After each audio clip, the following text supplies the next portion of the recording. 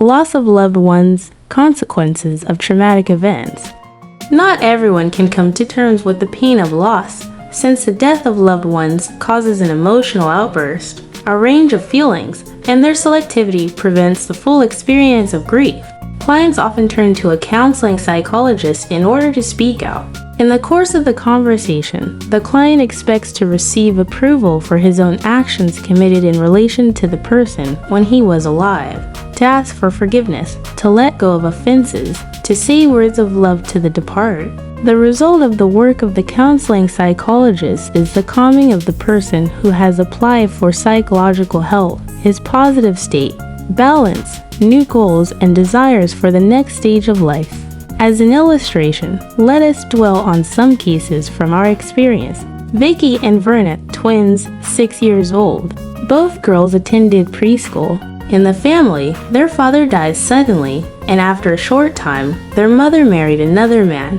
The request came from the teacher of the group, since one of the sisters began to actively use black in the drawings, in the presence of a numerous palette, began to violate behavioral rules in everyday life, and used tears as a defensive reaction. The psychologist asked the twins to draw a family the KRS method, where one of the girls depicted happy family members, a new dad in bright, colorful colors, a smiling mom, herself in the center, holding the hands of her parents, and a sister behind a bush.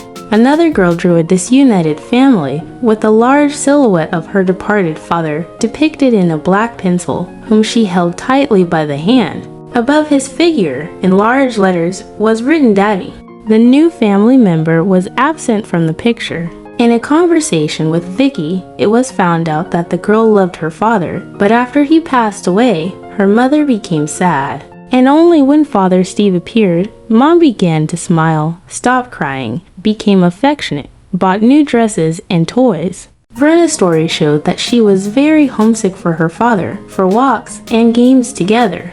The girl lacked previous communication and positive emotions. Verna perceived the new dad as an enemy. In a conversation with her mother, it turned out that Vicky easily accepted her new father, and Verna either ignored him or was rude.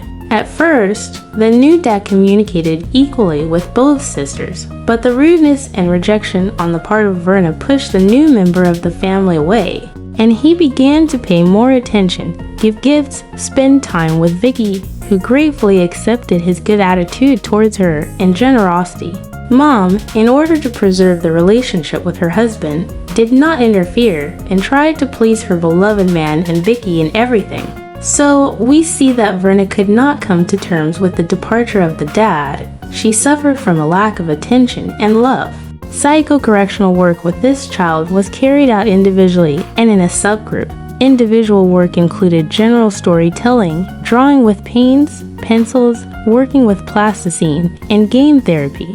For example, when writing stories, the story was first told by Verna, then continued by psychologists who introduced alternative ways of resolving the conflict between the new father and the girl in order to reduce tension and eliminate the child's neurotic behaviors.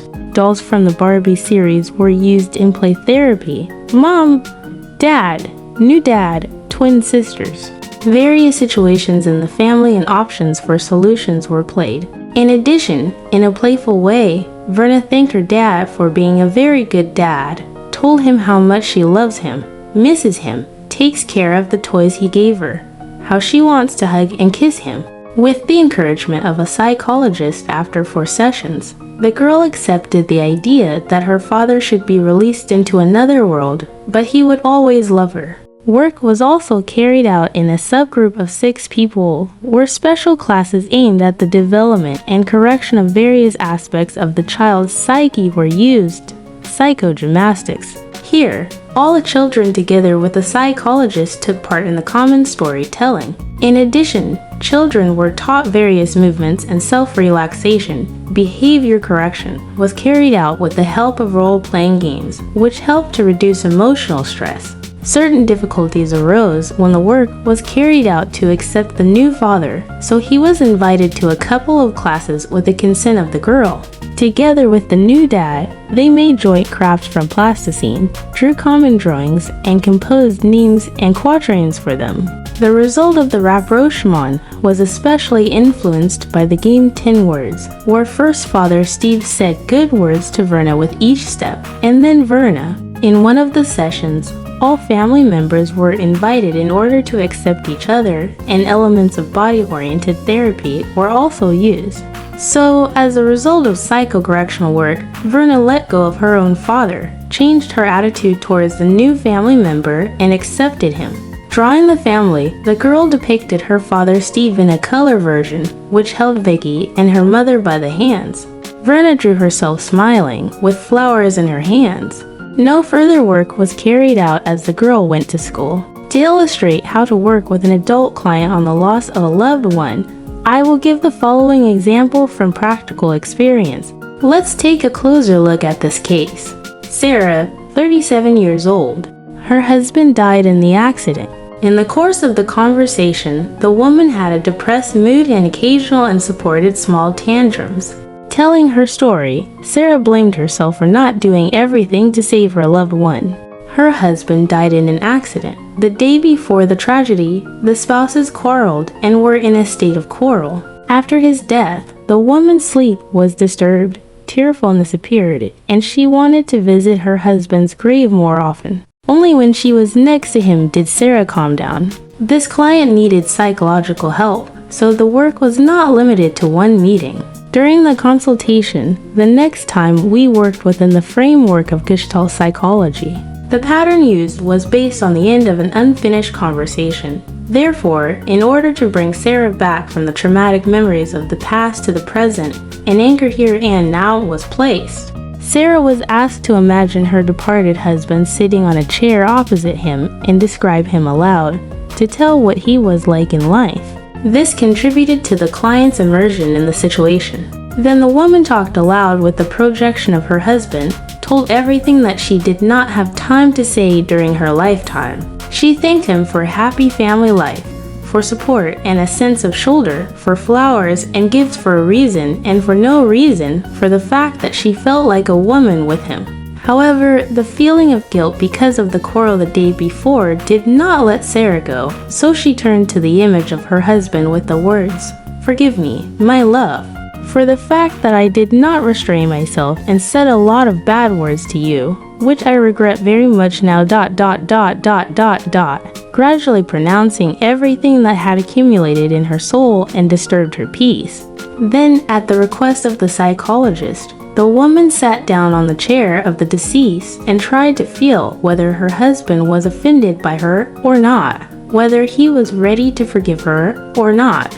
It was hard for Sarah to forgive herself in her husband's chair. She lacked excuses for herself, so she sat back in her chair and worked on her own behalf, then changed positions, and so on until the woman felt better, as she finally felt that she was forgiven. Having received forgiveness in her own eyes, Sarah realized that she had her own grievances against her husband, a feeling of loneliness, uselessness.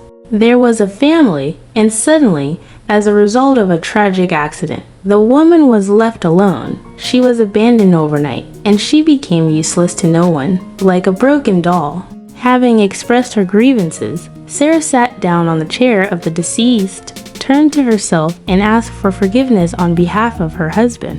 According to the client, being in her husband's place, after the words of forgiveness, she had a feeling of lightness and peace of mind. The next step of our work was that Sarah again entered the resource state. For this, she said a few words of love to the image of her husband, emphasized how she loved him, and received feedback. Again sat in her husband's place, that is, received confirmation of how much her husband loved her.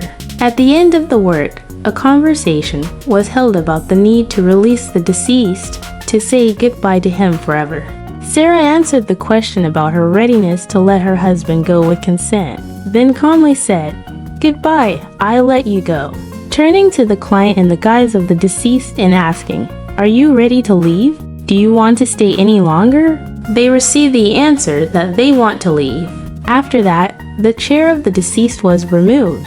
Sarah was devastated and calm. The client continued to work in the space of her own psyche and explained that her husband's work would be continued by his brother, and she would publish the poems written in the notebook and not printed anyway in a collection.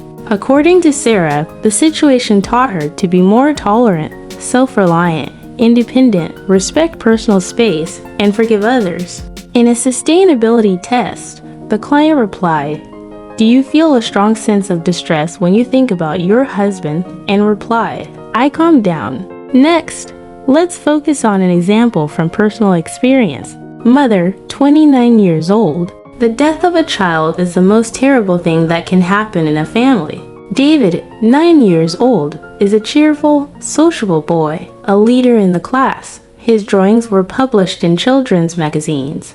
Suddenly, he fell ill with cancer, and the fight for life ended in vain. The first reaction of the mother after the death of her child was that the world froze, reproached herself that not all methods were used to save her son, and there was a desire to be left alone with her grief. Apathy, indifference to relatives, to everything that surrounds them, and hopeless longing for someone who can no longer be returned. Work on myself with my memories, positive thoughts, the use of elements of art therapy, positive psychology, the support of family and friends helped me to rethink and accept the situation.